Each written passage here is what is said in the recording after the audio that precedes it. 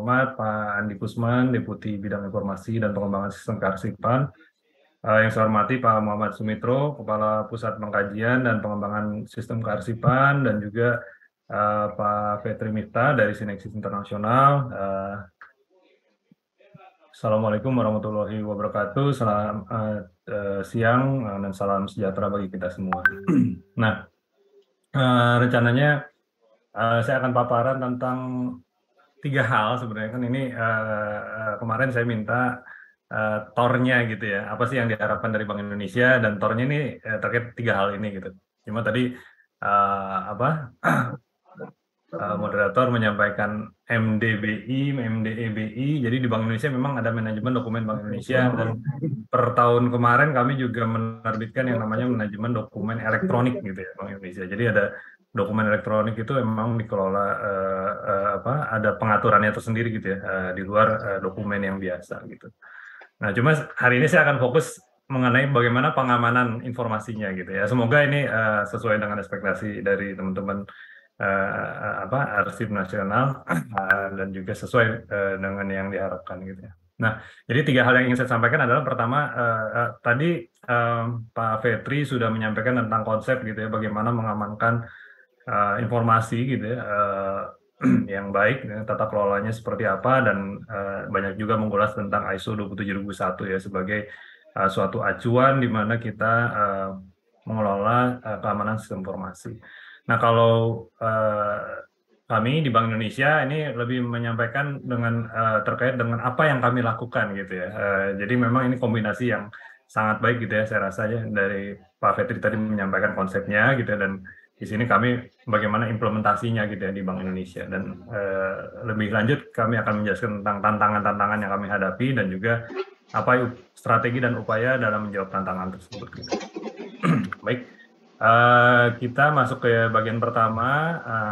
Nah, ini mohon maaf gambarnya kalau tulisannya terlalu kecil gitu ya. Jadi ini sebenarnya gambaran utama terkait dengan digitalisasi gitu ya di Bank Indonesia. Mungkin Bapak Ibu juga sudah terinfo bahwa Bank Indonesia memiliki visi menjadi bank sentral digital terdepan gitu ya. Nah, jadi memang ada kata-kata digitalnya gitu ya.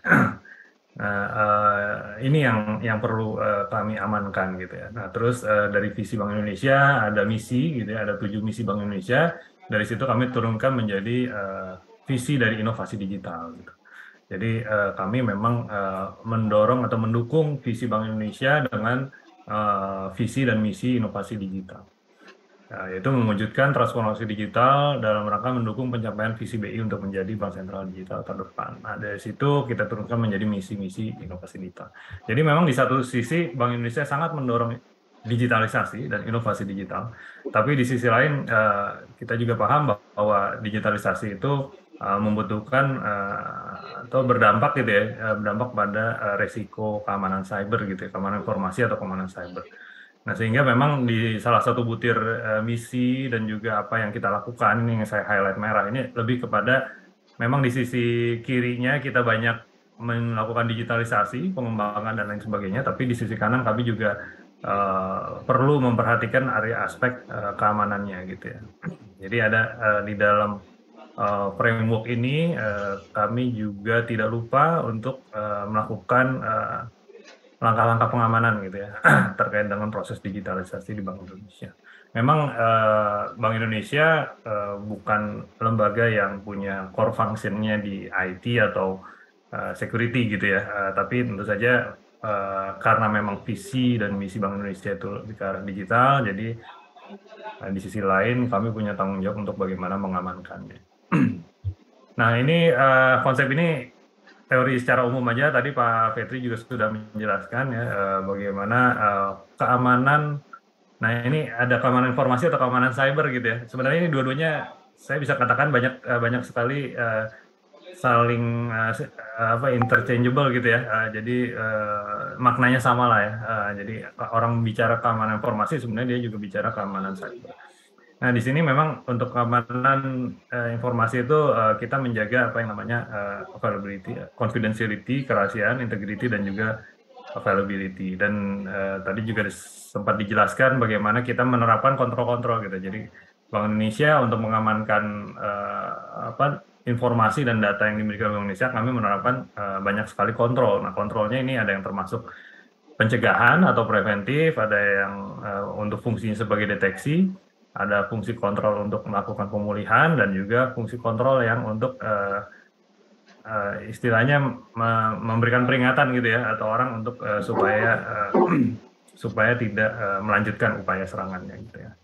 Ini teori secara umum mengenai bagaimana kita menerapkan kontrol di Bank Indonesia. Nah, untuk memenuhi apa yang tadi gitu ya, ini mohon maaf bentuknya kayak rumah gitu ya. Bank Indonesia tuh kami terus terang sering kalau dalam mengajukan suatu konsep gitu ya, diminta untuk membangun sebuah framework yang bentuknya seperti rumah gitu ya. Di atasnya adalah apa yang ingin kita support gitu ya, yang kita dukung, lalu kita punya pilar-pilar gitu ya. Dan juga nanti ada fondasinya apa. Nah, jadi kami punya namanya framework manajemen risiko cyber. Di sini kami punya 3 pilar. Jadi 3 pilar itu yang pertama dari sisi kiri adalah tata kelolanya. Gitu ya. Jadi kita perlu membangun suatu tata kelola yang baik untuk mengelola risiko cyber di Bank Indonesia. Nah, yang tengah itu sifatnya lebih kepada pencegahan, gitu ya. Bagaimana kita melakukan pencegahan suatu insiden cyber. Tapi tentu saja tidak ada organisasi manapun yang aman gitu ya, yang 100% aman dari keamanan cyber, dari serangan cyber, sehingga kita juga perlu yang namanya pilar resolution gitu. Jadi apabila kita kena serangan, maka kita wajib atau kita harus mampu untuk merespon dan melakukan pemulihan secepatnya gitu ya. Nah, ini gambar ini tentu saja kami mengadopsi best practice gitu ya, international best practice. Di sini, nah ini ada 2 yang kami acu. Yang pertama adalah NIST. NIST punya Cyber Security Framework gitu ya. Makanya ini terminologinya menjadi keamanan cyber gitu ya, karena kami mengadopsi standar dari NIST. Lalu yang kedua juga kami mengadopsi standar dari ISO gitu ya, ISO 27000 series. Nah, ini memang disebutnya sistem manajemen keamanan informasi. Nah, pengelolaan risiko cyber di Bank Indonesia, kalau kita lihat bagian bawahnya, itu nggak hanya mengatur internal gitu ya, tapi kita juga akan mengatur industri gitu. Nah, dalam hal ini memang BI sama OJK itu sama-sama regulator di sektor keuangan. BI akan fokus di sektornya yang sistem pembayaran dan juga pasar uang gitu ya, money market. Nah, dan terakhir di paling bawah sebenarnya ini juga aspek-aspek yang dikenakan atau yang diterapkan terhadap kontrol-kontrol yang kita lakukan. Itu ada people, proses, teknologi. Kami menambahkan data dan kolaborasi di sini. Nah, memang tadi Pak Petri juga sudah menyinggung bahwa aspek people itu menjadi aspek yang paling penting gitu ya, karena banyak sekali serangan-serangan cyber itu yang diarahkan kepada kelemahan dari sisi aspek people-nya. Nah, ini dari framework ini kita juga sudah bisa melihat bahwa di sini ada identifikasi, proteksi, deteksi, respon, recovery. Ini juga benar-benar kami banyak mengadopsi dari NIST.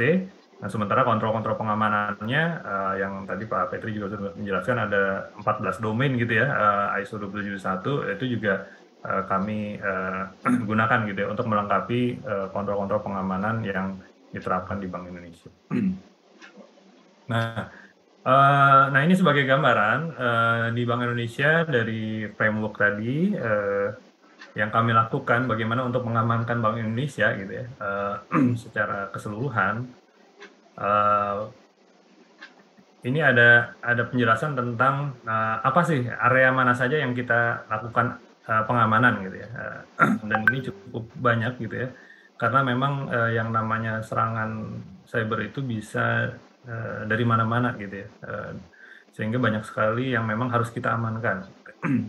Mungkin ya salah satu tantangan terbesar adalah mengamankan ini juga butuh biaya gitu ya, dan saya rasa nggak semua organisasi punya fleksibilitas gitu ya dari sisi biayanya, karena memang kadang-kadang memang pengamanan yang ideal gitu, yang baik harus dibayar dengan biaya yang cukup tinggi juga gitu. Nah, di sisi kiri ada dari sisi usernya gitu ya, bagaimana kita harus bisa memonitor, kita harus mengelola siapa user yang bisa mengakses data-data kita gitu ya. Kita juga harus menjaga ada privilege access management, ini jadi teknologi-teknologi yang kita implement gitu ya, di mana ada akses-akses yang punya privilege khusus, nah itu kita harus amankan secara ekstra gitu ya. Nggak bisa kita samakan dengan user yang biasa. Nah, terus kita juga tantangan berikutnya adalah bagaimana mengamankan endpoint device ya. Bank Indonesia punya pegawai sejumlah 7.000 orang gitu ya. Dan 7.000 orang itu punya perangkat masing-masing gitu. Dan 7.000 orang dengan 7.000 device itu serangan itu bisa masuk ke 7.000 device itu gitu. Jadi kita harus punya visibility terhadap semua perangkat yang digunakan oleh pegawai gitu ya. Makanya kita menerapkan mobile device management. Begitu pula dari sisi network gitu ya. Network Bank Indonesia juga punya website gitu ya, punya layanan-layanan yang diakses. Kita punya BIFAS, punya RTGS, punya SKN gitu ya, yang diakses dan digunakan oleh masyarakat. Dan tentu saja ini serangan-serangan masuk juga gitu ya dari luar gitu.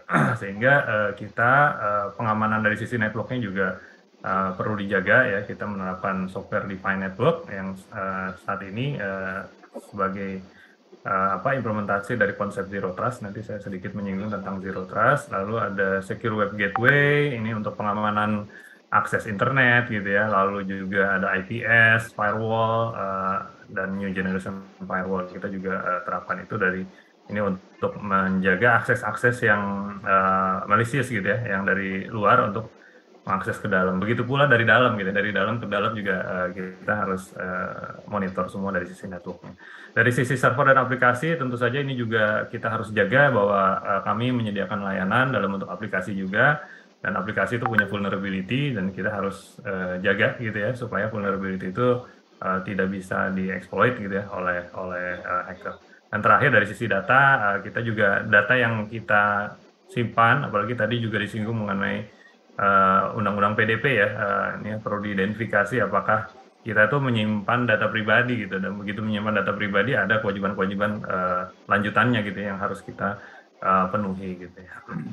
Nah, semua perangkat yang kita monitor ini akan mengirimkan data gitu ya ke yang ini digambarnya di bagian analytical. Jadi kami punya perangkat Security Information and Event Management dan juga Big Data Security Analytics gitu ya. Jadi CM kami juga sudah dilengkapi dengan Security Analytics sehingga perangkat monitoring ini punya kemampuan untuk mendeteksi adanya behavior yang malicious gitu ya. Jadi kalau apakah ini potensi sebuah serangan gitu ya, maka itu akan muncul alert gitu.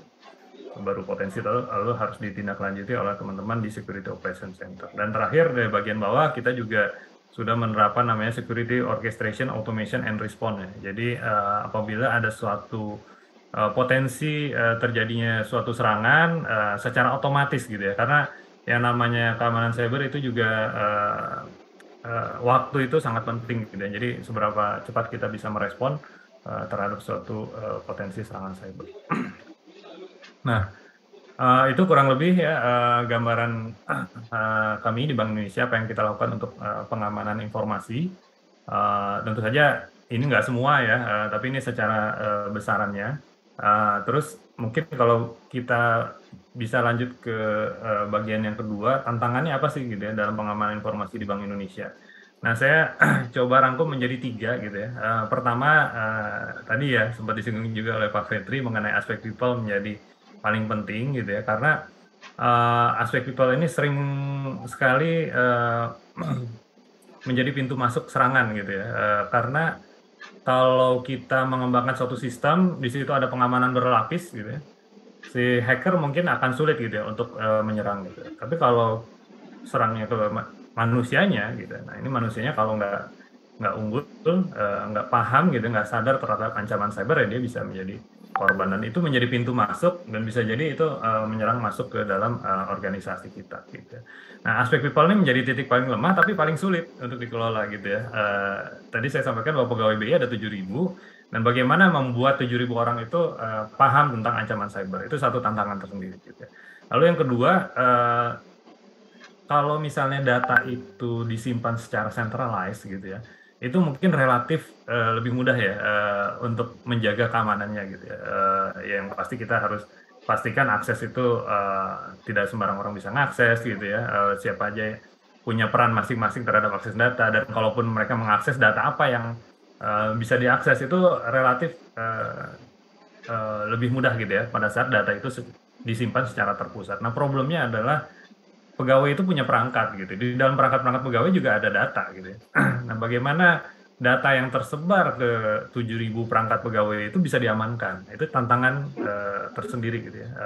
Tidak mudah. Nah, mungkin Bapak Ibu juga sempat terinfo ya bahwa di akhir tahun 2021 Bank Indonesia juga kena serangan ransomware, dan yang bocor gitu ya data-datanya itu adalah data di perangkat laptopnya pegawai gitu. Nah, ini yang menurut kami menjadi tantangan sendiri untuk menjaga keamanan. Lalu yang ketiga adalah ya sejak adanya COVID, pegawai itu bekerja secara hybrid, dia teleworking, sehingga ya ini ya pengamanan siber berbasis perimeter gitu ya. Kita membedakan secure zone sama untrusted gitu ya. Trusted sama untrusted itu menjadi nggak efektif lagi gitu ya, karena pegawai bisa kerja di mana saja gitu. Kalau dulu kerja di kantor itu aman, kerja di luar kantor nggak aman gitu. Nah, bagaimana kita membuat pegawai itu bekerja di luar kantor dengan level keamanan yang sama gitu ya, ketika pegawai itu bekerja di kantor. Nah, itu menjadi tantangan tersendiri.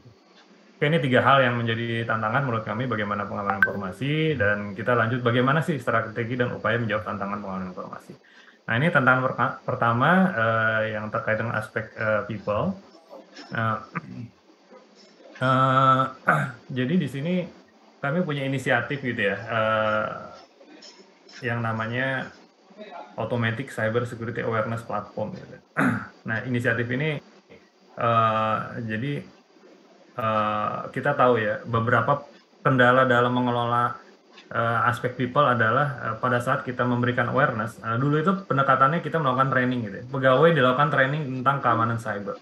Nah, problemnya adalah dengan training, problem training adalah jadi ada satu penelitian dari seorang ahli psikologi gitu ya, bahwa setelah kita melakukan training, 1 hari setelah training kita akan melupakan 60% apa yang disampaikan gitu ya.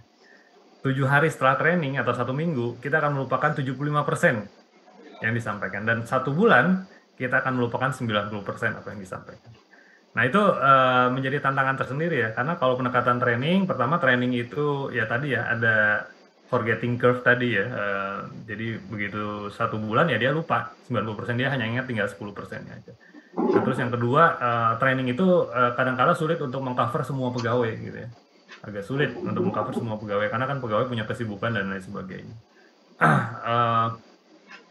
Nah, oleh karena itu memang rekomendasinya yang namanya training atau awareness itu harus disampaikan secara terus-menerus gitu. Nah, apa yang kami lakukan adalah kami menciptakan satu program di mana pegawai itu kalau login pertama kali ke laptopnya gitu ya, either di kantor atau di rumah dimanapun, itu akan muncul satu screen seperti ini gitu ya. Jadi screen awareness itu akan muncul, dan dia akan munculkan satu pertanyaan sehari gitu ya.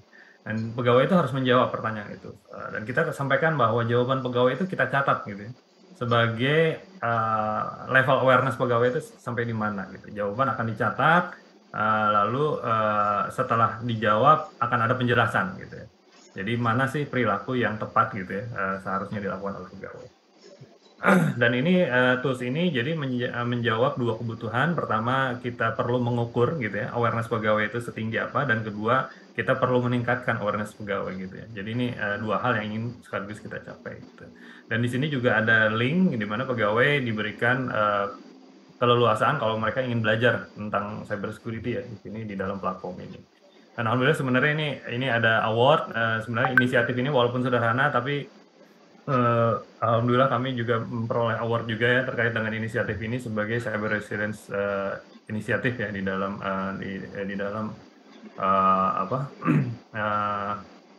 cyber central banking award gitu ya di tahun lalu ya, di akhir tahun lalu. Ya ini kurang lebih apa yang kami lakukan sehingga yang dari program ini kami bisa mengukur setiap saat pegawai itu level awareness-nya sampai di mana gitu ya. Jadi ini udah berjalan 3 tahun, 2020, 2021, 2022, dan kita bisa melihat adanya suatu tren peningkatan. Dan selain itu di sini juga kita bisa fokus, bisa tahu area-area mana yang menjadi kelemahan utama dari pegawai gitu ya. Di sini misalnya mobile security ini cukup banyak dijawab secara salah atau disikapi secara salah oleh pegawai. Sehingga kita juga bisa mengundang, kita bisa melakukan targeted training gitu ya. Jadi kita hanya mengundang orang-orang yang punya awareness rendah gitu ya. Jadi nggak semua pegawai kita undang, kita hanya mengundang pegawai yang punya awareness rendah gitu. Jadi saya rasa tidak semua pegawai butuh training awareness, tapi hanya pegawai tertentu saja yang butuh training. Sehingga kita bisa melakukan targeted awareness. Karena kita punya hasil ukur untuk masing-masing pegawai. Oke, itu mungkin satu upaya kita dalam menjawab tantangan yang pertama. Nah, lalu yang kedua, data yang diperlukan itu data yang perlu diamankan itu ternyata memang tersebar di perangkat pegawai. Nah, kami untuk menjawab tantangan ini mengimplementasikan yang namanya information protection, gitu ya. Jadi tadi juga Pak Fitri sudah menyampaikan bahwa penting bagi data itu dilakukan klasifikasi dan labeling. Nah, jadi nanti kami memberikan kewenangan buat pegawai pada saat mereka memproduksi suatu dokumen, gitu ya. Mereka misalnya membuat surat, gitu ya, surat teguran, gitu, misalnya ke bank, gitu. Nah, surat teguran itu informasinya cukup sensitif dan itu masuk ke dalam kategori selected, gitu ya, tidak bisa atau bahkan restricted ya, tidak bisa sembarang orang dapat informasi itu, gitu. Sehingga pegawai itu akan melabel dokumen itu. Dokumen itu akan secara, ada yang otomatis dilabel, ada juga yang bisa secara manual dilabel. Nah, setelah itu pada saat dilabel itu otomatis dokumen terenkripsi, gitu ya. Dan di enkripsi dia akan juga bisa menetapkan akses kontrolnya siapa, gitu ya, yang bisa mengakses dokumen ini, dan seluruh dokumen yang dilabel ini bisa kita monitor, gitu ya. Kita menerapkan satu teknologi yang memungkinkan hal ini. Nah, ini sebagai gambaran ini ya, pegawai bekerja di laptop masing-masing. Tentu saja pegawai banyak menggunakan teknologi Office, gitu ya, dalam bekerja, sehingga misalnya di sini pegawai bisa melakukan manual label terhadap dokumen atau otomatis, gitu ya. Jadi pada saat mereka bikin dokumen itu otomatis dianggap sebagai selected, gitu ya. By default itu dokumen itu ada selected, sehingga kita pastikan semua dokumen yang beredar di perangkat pegawai itu sifatnya selected. Nah, lalu juga punya kemampuan remote wipe apabila endpoint ini hilang, lalu juga otomatis enkripsi, gitu ya, kalau misalnya dikirim ke eksternal, tapi secara file itu pun kalau sudah diterapkan label itu minimal yang selected, dia akan terenkripsi, gitu. Lalu juga di block sharing restricted data kepada eksternal berdasarkan labelnya, gitu ya. Jadi label-labelnya itu menentukan dan lain sebagainya ya. Di sini juga nggak bisa ya dokumen itu dilakukan diupload ke cloud storage pribadi, gitu ya. Lalu juga nggak bisa dikirim ke chatting apps endpoint dan sebagainya. Kami juga punya kemampuan untuk melakukan monitoring terhadap implementasi information protection di seluruh area kerja Bank Indonesia, gitu. Nah, ini yang kita terapkan sehingga kalaupun misalnya suatu saat perangkat laptop pegawai itu misalnya kecurian, gitu ya, atau dia terkena ransomware, gitu, data-datanya ketarik, gitu ya, oleh hacker, semua dokumen itu dalam kondisi terenkripsi, gitu. Nah, ini sedikit informasi mengenai labeling di Bank Indonesia. Jadi kami ada label top secret, restricted, selected, dan juga public. Nah, informasi tayangan ini juga termasuk yang selected, gitu ya. Makanya saya munculkan di atas terbatas. Jadi ini bukan suatu dokumen, kalaupun nanti saya sharing, ini bukan dokumen yang bisa disebar ke masyarakat umum juga, gitu ya. Nah, terakhir tentang kebijakan pola kerja hybrid, gitu ya, pegawai bisa bekerja secara teleworking. Nah, kami mengadopsi konsep pengamanan yang namanya zero trust, gitu, zero trust model, gitu ya. Jadi mungkin sebagai ini suatu jargon yang cukup common di teman-teman di keamanan cyber ya, gitu ya. Tapi pada prinsipnya adalah kalau dahulu kita bekerja di kantor itu lebih aman dibanding di rumah, gitu ya. Mungkin contoh sederhananya adalah kalau kita kerja di kantor, kita mengakses alamat website misalnya nonton film streaming gratis, gitu ya. Itu kan banyak ya dulu ya. Itu pasti diblok, gitu ya, sama perangkat security kita. Jadi nggak bisa tuh pegawai mengakses. Karena kan websitenya pertama sangat malicious, gitu ya, berbahaya, gitu ya, karena there is no such thing as a free lunch, gitu. Mereka memberikan gratis, tapi mereka juga akan menuntut sesuatu dari kita, gitu ya. Terus yang kedua juga emang itu di luar konteks pekerjaan gitu. Jadi makanya bekerja di kantor itu lebih aman. Nah, pada saat pegawai kerja di rumah, problemnya adalah proteksi itu nggak ada gitu ya. Jadi mereka bisa melakukan akses ke website-website yang berbahaya gitu ya. Apabila mereka misalnya menerima email serangan gitu ya, di situ ada linknya, diklik gitu ya. Nah, begitu diklik akan muncul satu website malicious. Nah, itu nggak ada filternya. Nah, sehingga kita dengan melakukan zero trust, kita membawa security itu juga sampai ke luar gitu ya, dan juga ke dalam juga gitu ya. Kalau dulu kita berasumsi bahwa kalau orang akses dari dalam, maka orang itu adalah orang yang legitimate gitu. Nah, dengan konsep ini kita tidak mengatakan itu. Jadi siapapun, baik di dalam maupun di luar, kita akan never trust dan always verify gitu ya. Jadi nggak pernah, makanya ini konsepnya dinamakan zero trust. Jadi kita tidak pernah percaya sama orang gitu. Kalau atau istilah lainnya tuh kita suzon gitu ya, sama orang gitu. Tapi ini suzon dalam konteks yang positif gitu ya.